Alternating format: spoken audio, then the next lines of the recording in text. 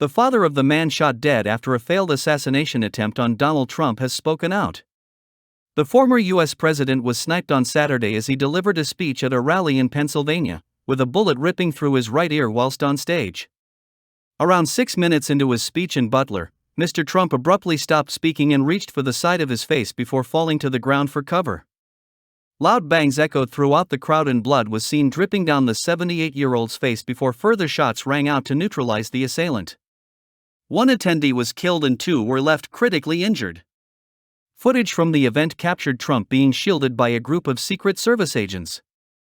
The gunman, named as 20-year-old Thomas Matthew Crooks, was shot dead by law enforcement agents on a roof more than 130 yards away, where his body was later seen covered in blood. Trump was treated at a hospital before being discharged and flying back to New Jersey that evening. Crooks has been described as a lone wolf, although the FBI investigation into his motive and background is still ongoing. Crooks' father, Matthew Crooks, 53, told CNN that before speaking about his son, he was trying to figure out what happened and would wait until he spoke to law enforcement. The son, from Bethel Park, a village in Pennsylvania around 40 miles south of where the Butler rally was being held, is thought to have used an AR-style rifle to shoot Trump, which was later recovered by officers after he was shot dead. Trump fell to the ground for cover as Secret Service agents shielded him.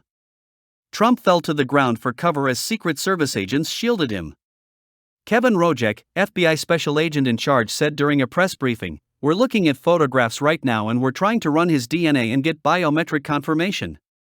The FBI officially confirmed Crooks as the subject involved in the attack on Trump on Sunday morning. According to sources, he was stationed on the roof of a nearby manufacturing plant more than 130 yards away from the stage where Trump was addressing crowds in Butler. The former president took to social media platform Truth Social to share further details on his injuries. He said, "I was shot with a bullet that pierced the upper part of my right ear. I knew immediately that something was wrong in that I heard a whizzing sound, shots, and immediately felt the bullet ripping through the skin. Much bleeding took place, so I realized then what was happening." Law enforcement officers moved during a rally. Trump sent his condolences to the family of the dead rallygoer and thanked law enforcement for their speedy response. Meanwhile, Trump's campaign said he is fine and will still attend a convention in Milwaukee next week. U.S. President Joe Biden condemned the attack as sick, adding, "We cannot be like this, we cannot condone this. We condemn it." Thomas Matthew Crooks, what we know about the Trump attacker.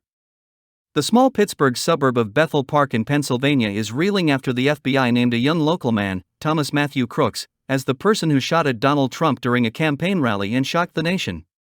Investigators believe that Crooks, armed with a semi-automatic AR-15 rifle, opened fire at the former president while he was addressing a crowd in Butler, Pennsylvania, leaving one audience member dead and 2 others wounded. The 20-year-old kitchen worker was shot dead at the scene by a Secret Service sniper, officials said. In his well-to-do hometown, however, neighbors are in shock, seemingly unable to grasp how a quiet young man is now accused in the shooting. The FBI, for its part, has said only that Crooks was the subject involved in the assassination attempt on the former president and that an active investigation was underway. Who was Thomas Matthew Crooks? Thomas Crooks had not been carrying ID, so investigators used DNA and facial recognition technology to identify him, the FBI said. He was from Bethel Park in Pennsylvania, about 70 kilometers (43 miles) from the site of the attempted assassination, and graduated in 2022 from Bethel Park High School with a $500, 385 pounds, prize for maths and science, according to a local newspaper. Crooks worked in a local nursing home kitchen just a short drive away from his home, the BBC understands. State voter records show that he was a registered Republican, according to U.S. media. He is also reported to have donated $15 to liberal campaign group Act Blue in 2021.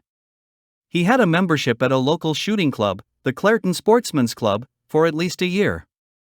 According to its website, the club is based south of Pittsburgh and is one of the premier shooting facilities in the tri-state area of Pennsylvania, Ohio, and West Virginia. It has more than 2,000 members. It has multiple gun ranges, including a high-power rifle facility with targets up to 171 meters away. Obviously, the club fully admonishes the senseless act of violence, attorney Robert S. Butte III, who represents the organization, told the Los Angeles Times. Law enforcement officials believe the weapon used to shoot at Donald Trump was purchased by Crooks' father, the Associated Press news agency reports. Speaking on condition of anonymity, two officers told AP that Crooks' father bought a weapon at least 6 months ago. Authorities also say that Crooks purchased a box of ammunition containing 50 rounds on the day of the rally, reports CBS, the BBC's U.S. news partner. According to U.S. media reports, Crooks was wearing a t-shirt from Demolition Ranch, a YouTube channel known for its guns and demolition content.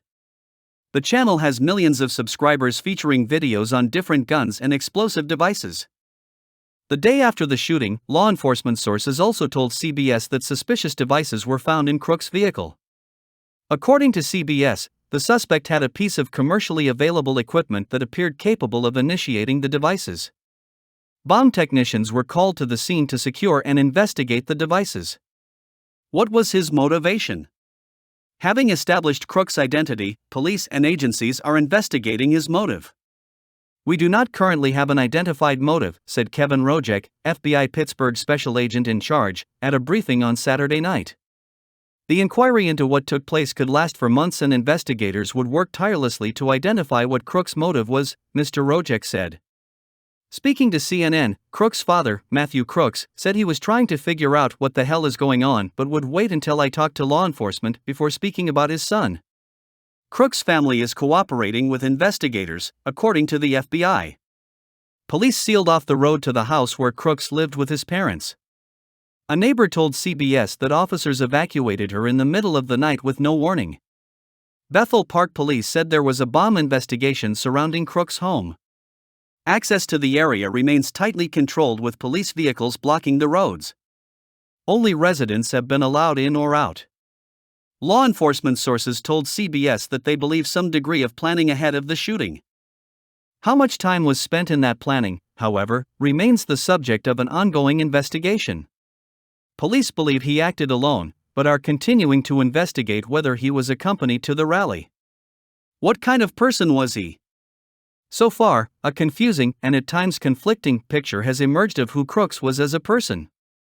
Speaking to local news outlet KDKA, some young locals who went to school with him described him as a loner, who was frequently bullied and sometimes wore hunting outfits to school. Another former classmate of his, Summer Barkley, cast him differently, telling the BBC that he was always getting good grades on tests and was very passionate about history. Anything on government and history he seemed to know about, she said.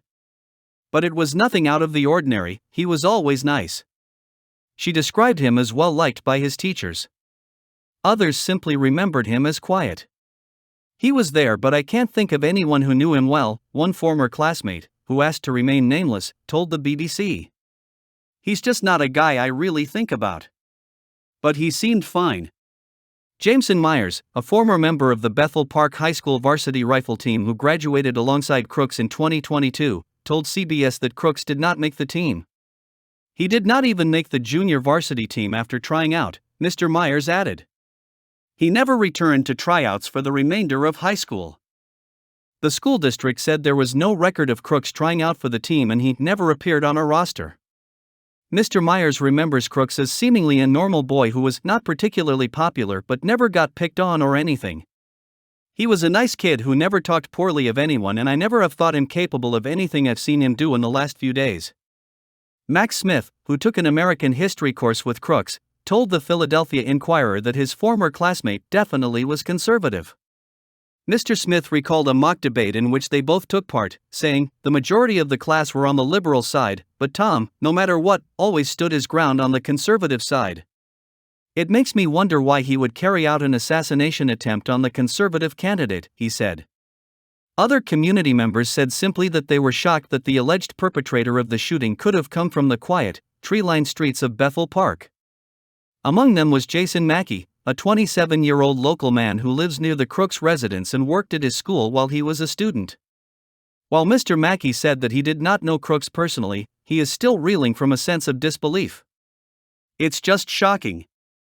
You wouldn't think an event of this magnitude would come right out of your backyard," he said. "It's just a crazy situation." Who were the victims in the shooting? One person was killed and 2 others were injured in the shooting. All 3 victims are adult men and were audience members, CBS News reports. At a news conference on Sunday, Pennsylvania Governor Josh Shapiro identified the deceased victim at Corey Comperatore, a 50-year-old volunteer fire chief who was killed when he dived on his family to protect them. He said that Comperatore died a hero. A GoFundMe page, organized by the Trump campaign's National Finance Director Meredith O'Rourke, was set up in the hours after the attack with donations going to the families of the injured. It has so far raised more than $340,000, £267,000.